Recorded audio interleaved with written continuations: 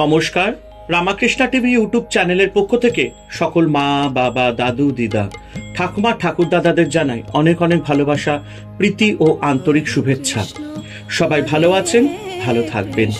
আমি আবারও চলে এসেছি শ্রী শ্রী রামকৃষ্ণ মিশনের শ্রীমদ্ ভগবদ গীতা সম্পর্কে আলোচনা করতে, যা সহজ সরল অনুবাদ ও ব্যাখ্যা করেছেন স্বামী লোকেশ্বরানন্দ মহারাজজি এবং সংকলন ও সম্পাদনা করেছেন স্বামী চিদরূপানন্দ মহারাজজি।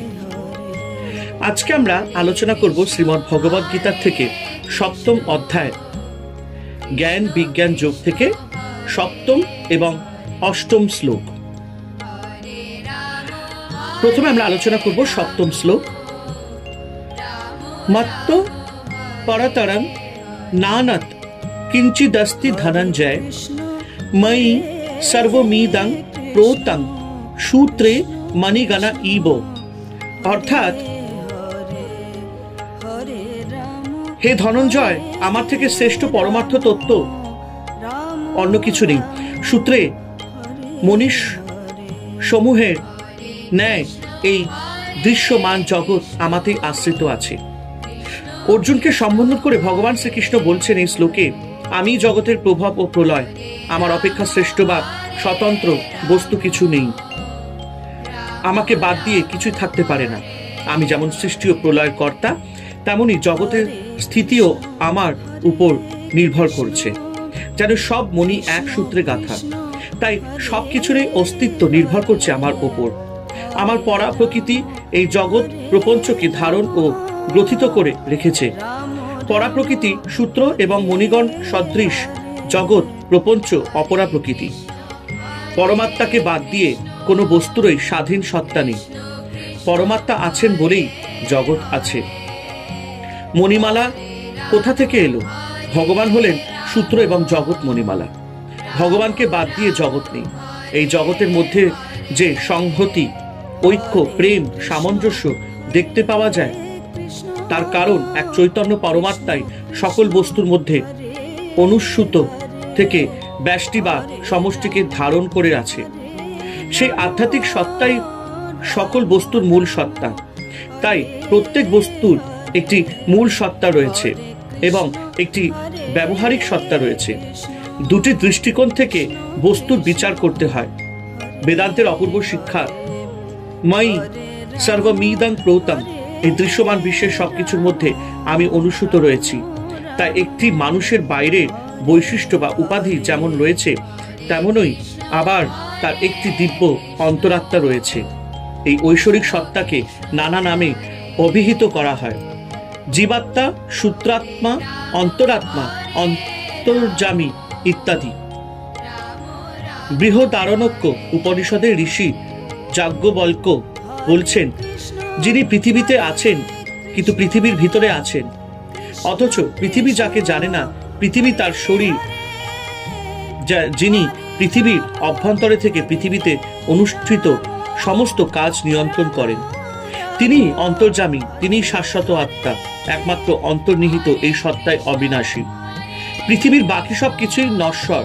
যিনি নিজের অন্তর্নিহিত সত্তাকে জানতে পারেন, তিনি বিশ্বের সবকিছুর মধ্যে সেই সত্তাকে অনুভব করেন। তিনি বলেন, হে পরম ঈশ্বর, তুমি নারী, তুমি পুরুষ, তুমি কুমার, তুমি কুমারী, তুমি দণ্ড হাতে চলেছ জীর্ণ দেহে বৃদ্ধ। এই বিশ্বে তুমি নানা রূপে প্রকাশিত হয়ে রয়েছ। ঋষিদের উপলব্ধ এই সত্য চির নতুন, তিন কালেই তা সত্য। এই সত্য শাশ্বত, অপরিবর্তনীয় এবং বিশ্বজনীন। মানুষ ও জগৎ সম্বন্ধে এই ঋষিগণ এই সত্য বর্ণনা করেছেন। এই সত্যকে বলা হয় সনাতন ধর্ম, চিরকালের ধর্ম। আর এইভাবেই আমরা এখানে আজকে শ্রীমদ্ ভগবদ গীতার সপ্তম অধ্যায় জ্ঞান বিজ্ঞান যোগ থেকে সপ্তম শ্লোক আলোচনা সমাপ্ত করলাম। এবার আমরা আলোচনা করব অষ্টম শ্লোক। রসহু হমাপসু কন্তেয় প্রভাস্মি শশী সূর্যয় প্রণব সর্ববেদেষু শব্দ খে পৌরুষং নৃষু। অর্থাৎ, হে কন্তেয়, জল মধ্যে আমি রস, চন্দ্র ও সূর্যে আমি জ্যোতি, বেদ সমূহে ওঙ্কার, আকাশের শব্দ এবং মানুষের মধ্যে আমি পৌরুষ রূপে বিদ্যমান আছি। শ্রী ভগবান সর্বব্যাপী। ভগবান অর্জুনকে অর্থাৎ আমাদের সকলকে জগতের সব বস্তুতে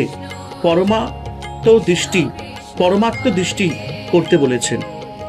ঈশা উপনিষদে এই কথাই বলেছেন, ঈশা ভাষ্যমিদং সর্বম।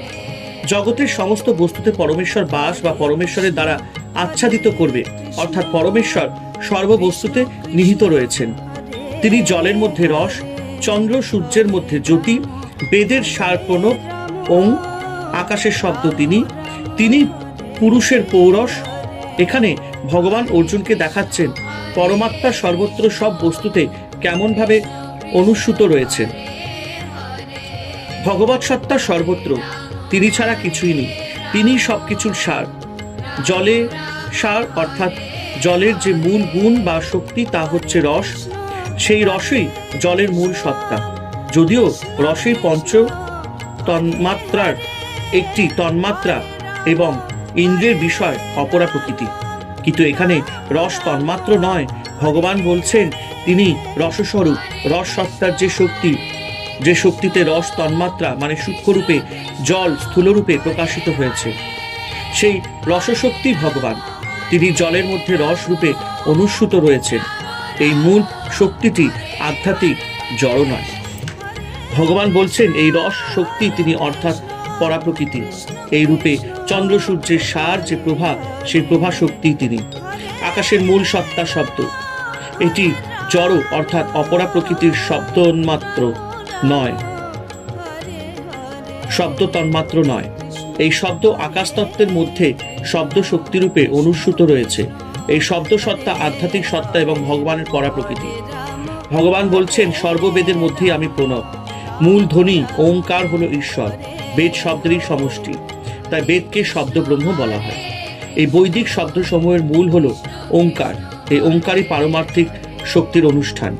শ্রুতি বলে সমস্ত বাক্য বেদ ওঙ্কার দ্বারা গ্রথিত। সর্বত্র পরমাত্মার বিকাশ। এই পুরুষত্ব মানুষকে উদ্যমশীল ও ক্রিয়াশীল করে রাখে। আমি সেই পুরুষত্ব। পৌরষ বা পুরুষত্ব সকল পুরুষের সাধারণ গুণ। এই গুণ সকল পুরুষের মধ্যে অনুস্যূত রয়েছে। ভগবান বলছেন এই পুরুষত্বই তিনি।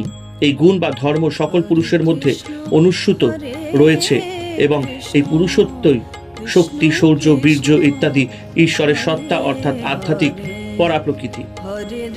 হরে কৃষ্ণ কৃষ্ণ কৃষ্ণ হরে হরে, হরে রাম রাম রাম হরে হরে। জয় শিব শম্ভু, জয় দেবী দুর্গা দুর্গতি নাশিনী, জয় মা কালী।